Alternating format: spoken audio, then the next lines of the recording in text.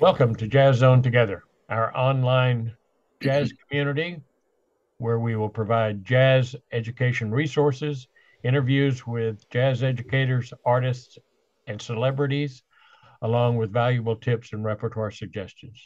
Today, we're joined by an extremely talented trumpet star, Micheal Rodriguez.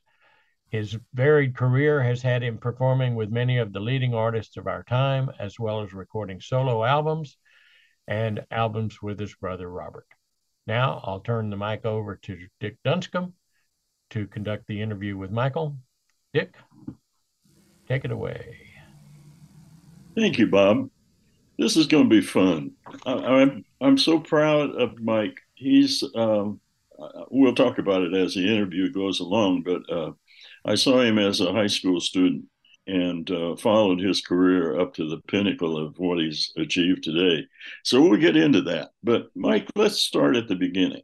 How did you Sure. get involved in music? I know you had a musical family, but give us a Right. little scenario of that. Well, sure. Let's see. Well, as you mentioned, my father's a drummer, and my brother and I both, and my sister as well. We grew up with the drums and miscellaneous instruments around the house, and just growing up listening to all the records my father had at the time, and still does actually. We uncovered recently a box that he had in the attic with all these great records, but so I just kind of grew up in it, as a kid. I was born in Queens. We're from New York originally, and then when I was about 9, we moved to Miami, and it wasn't until I got until summer school before sixth grade is when I picked up the trumpet. But before that, I should backtrack. I started on guitar. My mother had me taking some guitar lessons before the trumpet, and then my brother was already doing piano and percussion and drums, and he played alto sax in the middle school that we were attending, which was Ruben Dario Middle School in South Florida. And I said, okay, well, I'll pick up the trumpet. So I started playing the trumpet around 11 years old, and did both actually, guitar and trumpet, even into high school when I got into New World. Funny enough, I got in as a guitar major at New School. Excuse me, at the New World School of the Arts, and then just kind of took off there. We were surrounded by other students that were like minded. We all had the same interests, and we just kind of were around other great players of our generation, being at that school. And we got into it, little by little, and just started listening to records and the whole thing.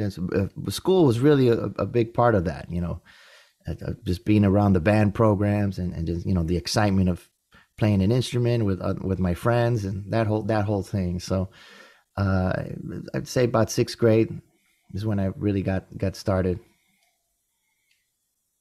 down in South Florida. And that's a very special school. I was in South Florida, of course, at that same time at FIU, and made many visits over and got to see you and many of your other students there at that school. And I think that was JB Dias was the teacher at that time. Is that correct? That's correct. Yeah, at the New World, he was running the jazz program. And talk just a little bit about JB because we've done an interview with him, and he's a real educator. Right. Yeah, it was great I studied guitar with him when I got into the school, and he was very knowledgeable, and he had a lot of great information, and he passed it along, and I'm very very thankful for that experience of being under his tutelage, for those years. And he brought in great guests to work with us in the big band and whatnot, and guys like Jared Berganzi, John Faddis, Ignacio Berroa, James Snydero, a host of great players that were coming through, and he'd have them come in and expose us to these great players and what they brought, to the music as well. So yeah, JB was it was great to work with him during that period. So what was next then? Where did you go from there? From there, I went to the University of Miami after graduating high school. I did 2 years there, from '97 to '99, and then I decided to make the leap back to New York. I always kind of envisioned myself uh, being in New York, uh, and just being up here and getting this experience for me and just to learn how to play this music. Be surrounded by it more so. And so I went to the new school. I transferred to the New School University back in 1999, and I finished my degree there in 2001.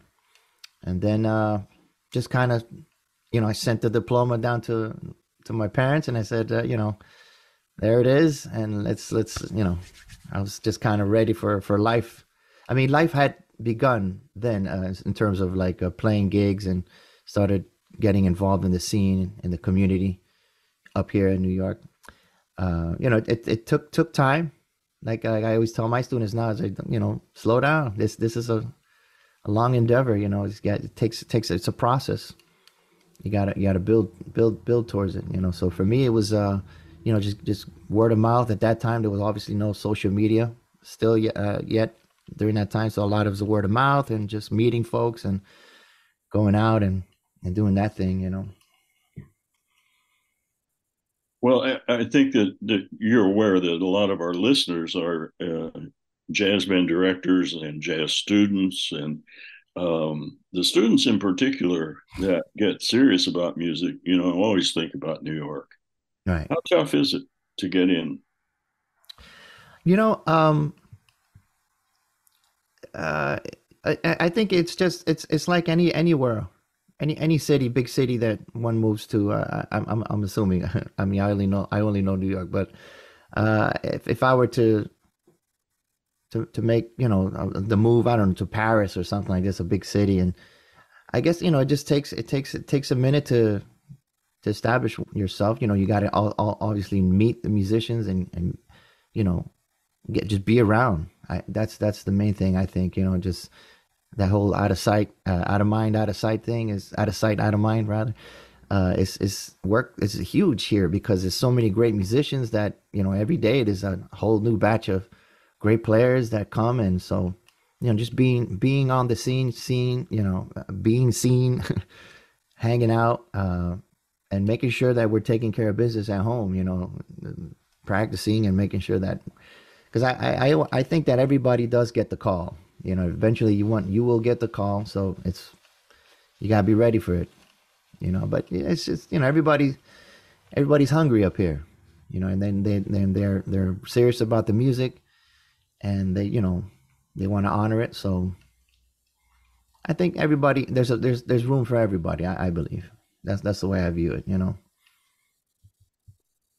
I think one of the aspects of being ready is being able to sight read anything, and that seems to be one of the last things that a lot of musicians really try to conquer. But Mm. that's really an important one, isn't it? I would agree. I think the majority of the first the types of gigs I was getting called for were section playing. A lot of big bands, like most, pretty much sat in every big band that's in New York. And just a lot of reading. And if one comes in there kind of, not taking care of business, the lead player and the other players are going to say, okay, maybe not have this person here next time, this. So that relationship is important, and also making sure you're a great reader and great section player, and that for me was big, was huge. So the majority of the gigs at the beginning are those types of gigs: section playing, playing a show or something where some reading, heavy reading is involved. And I definitely stress that when I'm dealing with students, making sure that they get their reading chops up to par. Super important. Good. So you opened the door there to talk a little bit about your teaching. I know that that's important to you. Oh yes. I think that you know passing the information along, paying it forward, is what this music is about. I think, um, and it's helped me a great deal. Also, just kind of forming, uh, just helping me grasp what I have already, um, honing in on it rather, so I can convey it to the student. I mean, I was kind of thrown into the teaching thing. I never really pursued, you know, teaching, but it just fell on my lap, and I took the opportunity to, to grow as a teacher as well. Um, and so for me, it's helped me a great deal just to, formalize what it is how I'm thinking about the music and how I go about it, you know, when I'm playing and whatnot, so that I can teach it and pass it forward, so the student can at least understand what I'm talking about. Mm-hmm. So it's been fun. That's good. That's really good. And I know you've been a Grammy winner. Talk I about that award. Oh, sure. This well, see, for me, my brother and I. So let me backtrack. There's been a bunch of records that I've been very honored to have been a part of that have won Grammys, and I've never really claimed them. Like, I just kind of, it was an honor to be a part of that record. That's, it's not my Grammy, and whatnot. Like, the first one was Charlie. I remember Charlie Hayden. The first, he was one of the big uh, um, musicians, a person in my life that kind of changed the trajectory of my trajectory. But that first record that I did with him won a Grammy, and I was very proud of that. But I never really called myself a Grammy winner. I didn't feel. I don't know. Maybe it's my way of thinking. But then fast forward a few years, by about 2015, my brother and I put out a record that was nominated for a Grammy. So I remember a radio host named Mark Ruffin said, "Now your name is Grammy nominated, Mike Rodriguez." I said, "Oh, okay." So I did that. I did that for a little while, and then I started working with Chick Korea, and he had the Spanish Heart Band, and we did that record, and that record won a Grammy. I mean, I've been very fortunate to play and record with Maria Schneider, and she's won a few Grammys on that I've been on those records. But with Chick's record that won a Grammy, we all got trophies. He's like, "Oh, this is a band, so we all get trophies." So then I said, "Okay, well, I guess since I have a trophy, I guess that makes me a Grammy winner." I have the proof. So that I put it up. I don't know if you can see it, but I set it up right there just as Oh yeah, nice reminder that of that experience with Chick and the whole Grammy thing. And so yeah, so that's what the story behind that. So I guess I'm the Grammy winner now. that's great. We love stories, Oh, and that's wonderful. a good one. Talk a little bit about some of the other the icons that you've worked with and how they've influenced you and kind of helped to direct your career. Well, the main thing that I got, or that I'm still, uh, getting from having played with all these great, incredible musician legends, is the humanity. They're the type of people that they are. They're just incredible, humble, modest humans, and for me, that's number one. I think I'm really learning. Like, wow, this here we are. I don't want to say worship, but I'm like, just incredibly, uh, just admirer of this person's art, and they're just like regular people, and they're incredible um, humanity and warmth. So for me, like, working with every one of them was like that. Charlie was incredibly kind and funny, and he had all these great stories, and then just like playing with him and listening to his notes. It's something you get, just that inspiration of just feeling that energy up close, and on stage. And I remember playing with him, and it wasn't until I got a woo from him that I felt like, okay, you know, I'm in there, even though, I felt his love as well. He was a beautiful human being. Same thing. I mean, with Kenny Barron right now. Yes. same thing. Just humble person, very beautiful. Just I stand next to him in the band. I'm playing his quintet, so I'd stand right next to him and I just watch him every time I'm not playing.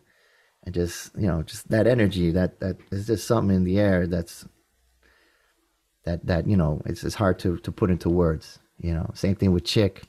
All of them just wonderful people and very giving. So I think that transcends, it comes out in the music as well. So I try to put that in my music and when I play. So, what kind of a project, in addition to that, are you working on? Well, currently, let's see, I'm involved with my brother and we released a new record this year. It was a live record commemorating our 20th year, actually, since our debut record came out back in 2003. So we decided to, and plus during the pandemic, we didn't see each other. He moved out to Los Angeles about 5 or 6 years ago. So we didn't really see each other that often. We obviously didn't play. So this was the first gig back we did last year in November, and we did it live at Dizzy's. And we decided, hey, why don't we just document this and see, without any intentions of really releasing it.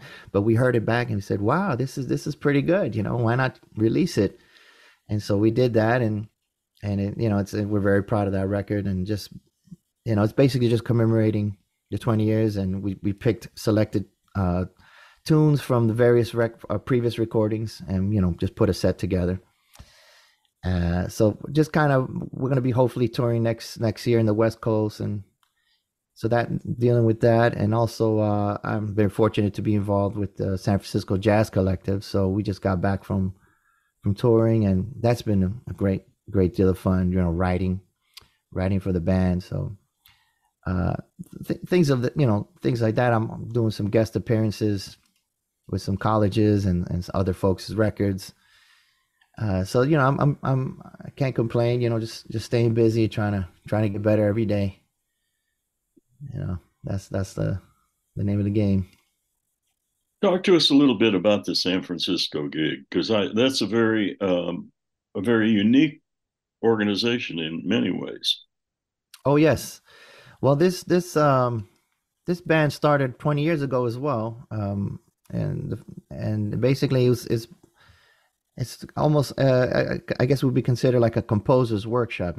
Each member brings in a composition, and usually they provide a theme or of some sort, and we just write and bring it to the group, and we rehearse it and tweak it, whatnot, and everybody has an input on everybody's tunes. It's really collective. It's real collective. It's a real collective, I would say, and it's been a great deal of fun. I got the current band has Chris Potter, David Sanchez, Kendrick Scott, Ed Simon on piano, incredible musician, all incredible. Warren Wolf on the vibraphone, and Matt Brewer on the bass. I mean, all these are dear friends of mine and people that I've looked up to, growing up. Definitely David Sanchez and Chris Potter are some of the people that, as a youngster, I was checking them out, and seeing them play. Ed Simon as well. And so for me now to be involved and sharing the stage with them is like, whoa, it's funny how life is, So it's a great opportunity, and I'm just real thankful to be a part of it. They do great things with music and outreach, and it's a great organization to be a part of. I'm very, very fortunate. Where did this last tour take you? Well, every October we all converge in San Francisco, and we rehearse the material, and then we started this tour off in Tokyo. We did a few nights out there, and then moved on to Hong Kong, and then Australia, Melbourne, for about 5 days, and then came back to San Francisco, recorded the album in the studio, which is, I think, the first time in a while that's happened, because usually the band plays 4 nights at the center out in San Francisco, and every night is recorded, and we make an album out of that, the live recordings. But this year, it's a special one, so we went in the studio and recorded the suite, which we all wrote a suite together, and we did the record, played the 4 concerts, and then went on home. So it was great. It was a fun 5 weeks. So you mentioned three really important places for jazz today. Mm. What kind of interest did you find as you went from place to place? Well, the interest is high. I think that the Japanese audiences, they love the music, and it's truly an honor to play for them. I've been going to Japan for a number of years now, since the early 2000s, and every time I go, I just fall in love more and more with the country and the culture, and my wife's Japanese, so I have that side that really it feels like home over there, basically, when every time I go. They love the music. Same thing in Hong Kong. I mean, Hong Kong, they got a scene out there, and a lot of people came out, and they're trying to you know uh, um, upgrade their scene, and there's some very good musicians there and young students that are really serious about the music. So it was great to see that. And then of course in Australia, they have an incredible audience for jazz. It was during their jazz festival then, and so every night was packed. The jam sessions were packed with it was a lot of young folks that were just gung ho about the music. So it was great. It was great to see and to be inspired. Like, yes, this music is being carried forward, and it will be around for a long, long time. So all three places were just fantastic and inspiring. I'm really glad to hear that. Earlier in my career, I visited all of those places, and it was interesting because that was a time when they were just beginning to get into it, Mm. and to hear the progress that's been made over the years, that's really exciting. So, talk a little bit about becoming a professional musician. I know that as I mentioned earlier, we have a lot of students that watch. What what steps would you encourage young players to take, and what direction would you help to head them in? Okay, I ever since I was a teenager, living in South Florida, I remember I started to uh, play gigs as a teenager, like doing like wedding bands and these types of things, especially down in Miami. There was a lot of big Hispanic and Cuban popular. My father's from Cuba, so there's a big Cuban population down there, and I remember playing a lot of Cuban weddings. So I had to make sure I had that knowledge of that music under my belt in order to work in that arena, in that genre. I never I saw I've been working playing trumpet pretty much all my life, and so I don't know if I ever felt like the switch, like, okay, now I'm a professional. I just kind of just kept going, and I just try to get better on every gig that I ever played on. Making sure my reading, my phrasing, I'm on time. I'm at the rehearsal early enough to warm up and be ready for the rehearsal. Things of that nature, and things that I observe and I pick up from other musicians that are my elders. And I just kind of um, just observing them and see how they go about things, and just kind of taking note. And one of the best advices I got was, especially in New York, is in order to continue to work, is show up and shut up. So it's like that was the name for me. That was it. Just showing up and letting my horn do all the talking. When you see the saxophone players turn around and give you a wink and say, "Hey, kid, who's this kid?" That's a good feeling. Say, "Hey, you got a card?" I got a gig next week in Brooklyn, blah blah blah. So that just making sure that you're taking care of business, and having a good relation with the other musicians. That's important too. Um, Establishing, just you gotta learn how to be cool. Just be cool and be patient. Just, slow down. I know some students are like in a rush. It's like, slow down. Just be cool. enjoy the ride. There's really no, you're going to be doing this for the rest of your life. It's no rush, make sure we're doing it correctly. So that's, for me, it's been an enjoyable ride. I've had great mentors and people that I've looked up to and have helped me along the way and were instrumental in getting me to work in the scene. I remember some people like Lou Soloff, uh, someone I adored, and I know he loved me, and he loved trumpet players in general. But I really got to know him really well, and he got me on Carla Bley's big band. He couldn't make a week at the Iridium, and that's how I got introduced to Carla Bley. And then I got to work with her, with Charlie Hayden, the Liberation Band, and establish a relationship with her and Steve Swallow, and when we just lost her, but I'm just grateful that I got that opportunity. So those type of relationships definitely help to open doors, and again, I always stress, but you got to be able to answer the call, and be able to knock it out of the park, so to speak, when you do get the call.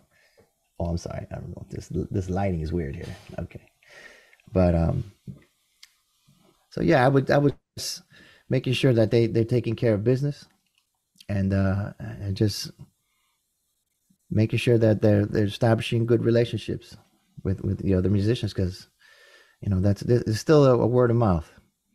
I know we're in a different world these days with the phones and the social media, but this word of mouth still plays a big role here, in at least for this business, I think. Man, that's such great advice. I really hope that everybody took that in. Many of the people that we've interviewed have spoken about the importance of the piano Mm. in their struggle, and as a way of expressing themselves, but also as a way of improving their playing. I notice your keyboard's pretty close. Yeah. Oh yes, always. Um, well, I think this is incredibly important. I mean, all my heroes all played great piano.